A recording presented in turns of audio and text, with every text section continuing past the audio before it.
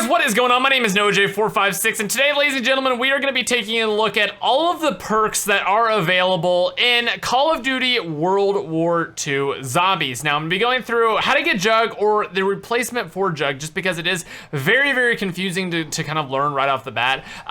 We're going to go through every single perk location, what each perk does. A lot of them are very, very similar, if not the exact same, as what they are in all the past games, Black Ops 2, Black Ops 3. They're basically the same exact perks, but without further ado, let's go ahead and get started here with the first two. Now, I'm gonna go ahead and pop my invis here, just so this zombie leaves me around. Right here in the spawn is automatic self-revive. As you can see, every single perk has kind of like its cost, and it has the animation where you kind of stick your hand in there, get shocked, and then you get the effect. So that's basically a quick revive. Very, very simple. Same exact effects as it's always been, and we can move on from there. So, second thing here is Geistchild. Now, I'm probably not pronouncing that correct, but this is the new JUG. So I'm gonna go ahead and buy this. Keep an eye on the lower left-hand side of my screen, right on my character picture. Ready?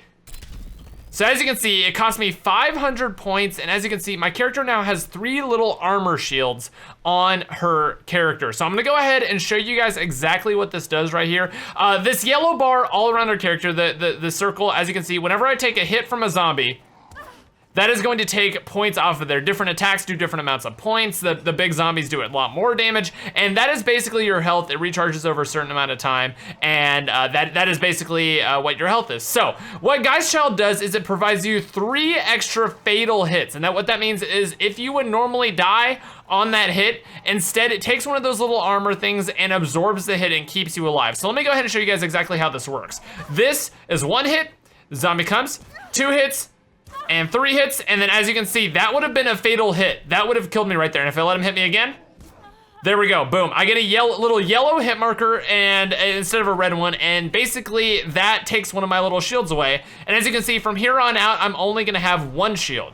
And basically, this is the new way JUG works. You can buy JUG right off the bat for 500 points, and it basically absorbs those fatal hits. Now, the kicker is, each time you go up to buy this thing, as you can see, it was 500 the first time I bought it. If I go up here again, it is now going to be 1,000 jolts, and it's gonna increase by 500 every single time you buy it, all the way up to 10,000 jolts per purchase. So basically, you can get JUG right off the bat, but it is not going to stay with you forever. You do have to repurchase it, and that is the new way that you take more than a couple hits to stay alive. But honestly, I haven't found too much of an issue with losing these. Only when I really should be going down does it take those little shield hit markers, and that's really the only difference, and that's how JUG works in Call of Duty World War II. I honestly really like the change, and I hope they continue to implement this in future maps. So that is the new JUG right there, and there are those machines all over the map that you can find in pretty much every single room. So next one up is down here. We're gonna go ahead and check out the bunker. Obviously, you have to open everything up before you get it, but this is increased sprint speed and stamina. So basically,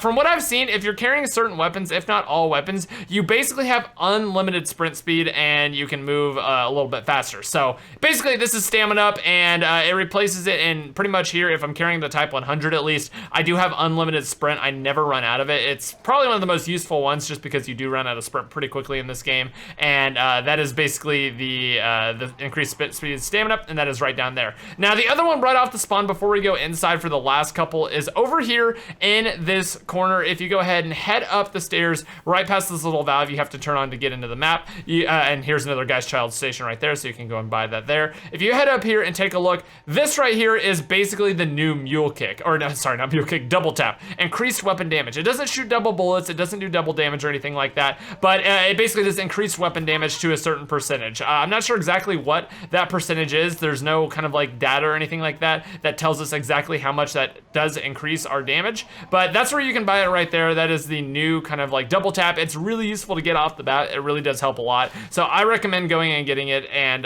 pretty much getting that because it is right off the spawn, and you can buy it right off the bat. All right, so that is the couple perks that are out here. That is JUG explained, and let's go ahead and move inside and grab the last 3 perks that do exist. The first one is right up here in this main room. This is probably the one that you're going to be getting the least. This right here is increased melee damage, so basically Slappy Taffy from Infinite Warfare Zombies. Really not a super useful one. I haven't even bought it once, so I can't really say for sure if it's not worth it, but I mean, the melee attacks take so long to finish off enemies. Usually it seems like you're just going to take more damage and die more times than not if you go ahead and grab that. So I honestly probably won't be using that hardly ever, so I'm going to go ahead and leave that there.